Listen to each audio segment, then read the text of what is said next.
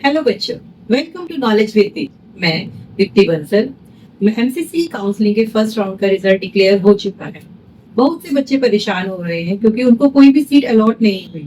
अब क्या करें? तो ये वीडियो आपके लिए है, क्योंकि इस वीडियो में हम इस टॉपिक को कवर करेंगे और इस वीडियो को एंड तक देखिएगा ताकि आपकी कोई भी क्वेरी हो वो सॉल्व हो सके। तो चलिए वीडियो की शुरुआत करते हैं। एमसीसी के फर्स्ट राउंड की जो काउंसलिंग का रिजल्ट है वो डिक्लेयर हो चुका है। अगर हम बाकी स्टेट्स की बात करें तो बाकी स्टेट्स के ऑलमोस्ट स्टेट्स की जो काउंसलिंग फर्स्ट राउंड की काउंसलिंग है उसका रिजल्ट भी डिक्लेयर हो चुका है। बहुत से पेरेंट्स बहुत पैनिक कर रहे हैं कि उनके बच्चे को कोई भी सीट अलॉट नहीं है। अब हम क्या करें?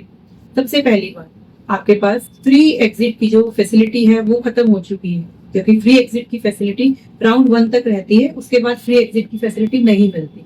अगर आपने एमसीसी में 10,000 पे किए हैं फॉर द गवर्नमेंट सीट, वही अगर आपने 2 लाख पे किए हैं as a portion money for the deemed universities और प्राइवेट कॉलेजेस, तो सेकंड राउंड में जाने से पहले आपको सोचना होगा, बहुत ज्यादा सोचना होगा, क्योंकि अब आपके पास फ्री एग्जिट की फैसिलिटी नहीं है। इसका मतलब है राउंड 2 की काउंसलिंग के लिए जब आप पार्टिसिपेट कर रहे हैं तो आप उन्हीं सिलेक्टेड कॉलेजेस के लिए फिल करें जो जिनमें आप एक्चुअल जाना चाहते हैं, क्योंकि राउंड 2 में अगर आपको कोई भी सीट अलॉट होती है तो आपको वो सीट लेनी ही होगी।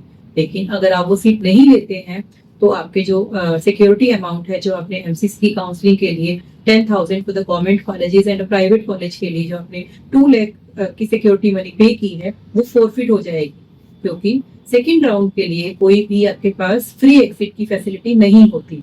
तो मैं आपसे ये कहूंगी कि जब भी आप सेकेंड राउंड के लिए पार्टिसिपेट करें, जिस भी कॉलेज में पार्टिसिपेट करें, आप 100% श्योर हो जाइए, आप पूरी की पूरी रिसर्च कर लीजिए कि अगर आपको वो कॉलेज मिलता है तो वो आप कॉलेज ले लेंगे।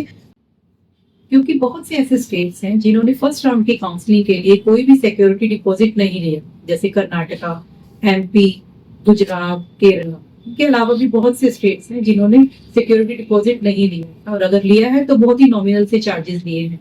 लेकिन अब सेकेंड राउंड के लिए सब बहुत से कॉलेजेस हैं जो सिक्योरिटी मनी की डिमांड कर रहे हैं, जैसे कर्नाटका सेकेंड राउंड के लिए सिक्योरिटी मनी की डिमांड कर रहा है। ऐसे ही एमपी जो है वो भी यही करता है। यूपी तो ऑलरेडी 2 लाख रुपए ले चुका है और एमसीसी में भी ऑलरेडी 2 लाख की जो सिक्योरिटी मनी की है उसकी पेमेंट हो चुकी है। चलिए इसे एक एग्जाम्पल से समझते हैं। आपने 3 या 4 काउंसलिंग में पार्टिसिपेट करने के लिए आपने फॉर्म फिल किया, जैसे एमसीसी की जो ऑल इंडिया कोटा की काउंसलिंग है, उस पर कर्नाटका की, एमपी की और पंजाब की।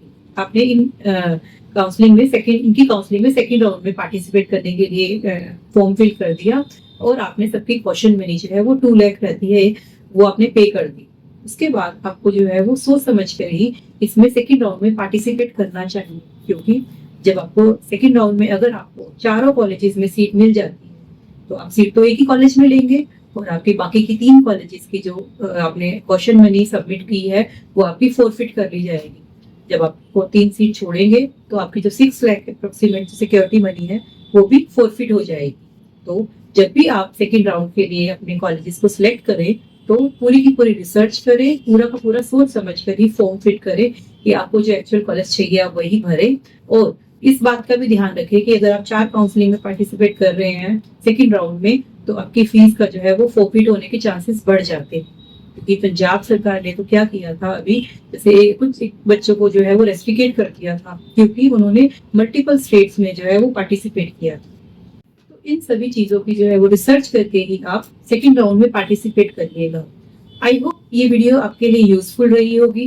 अगर आपकी कोई क्वेरी है फर्स्ट राउंड से सेकेंड राउंड की काउंसलिंग से रिलेटेड तो आप कमेंट बॉक्स में पूछ सकते हैं। पर अगर आपने हमारे चैनल को अभी तक सब्सक्राइब नहीं किया तो सब्सक्राइब कर लीजिए और बेल आइकन को प्रेस कर दीजिए ताकि कोई भी न्यू वीडियो या कोई भी अपडेट आपसे छूट ना जाए।